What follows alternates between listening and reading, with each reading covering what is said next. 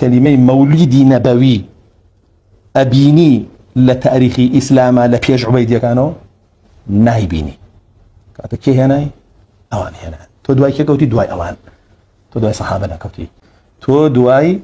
نوكاني ميموني قداحي مجوسي ملحد كوتي وكو سيوطيكي خوت عليه وكو غزاليكي خوت هربج روي بقاري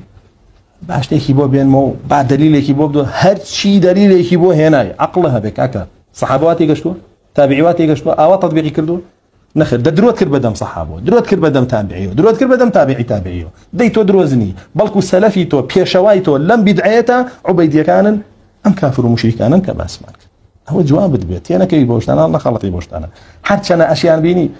بلقاه هنا وخوان شينا كانوا عتشي بخشرا وكان يانو صعلوك كان يانو نفامو نزانا كان يانا هنا القماشة بيشيان لسريو وداعش لبر كاميرا كاد دكتور فلان وشيخ فلان ومامصا فلان ايوه شرعيتي في بعض ما خلط يا بوان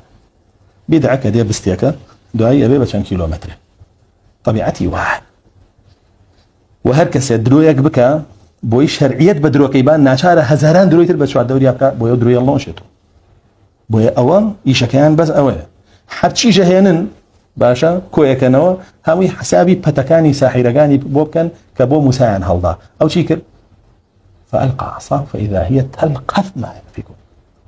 يقبل دي شرعية أما يتوهي كي أم دقاني توهي يعني أم بلغاني توهي يعني الصحابة زاني بوي آوالي تيقشتبو آوا أنجامي دابو يقينا الله صحابة وين كدو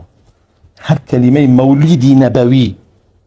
أبيني لتاريخ إسلام لبيج عبيدية كانوا نايبيني كي هناي أوان هنا تو دواي كي كوتي دواي أوان تو دواي صحابة نكوتي دواي تابعين كوتي دواي تابعين نكوتي دواي شواري ماما نكوتي دواي زانان إسلام نكوتي درون نكي بلاي من دواي كوتي تو دواي نوكاني ميموني قداحي مجوسي ملحد كوتي وكو سيوطيكي خوت عليه وكو غزاليكي خوت شنو كوتي واني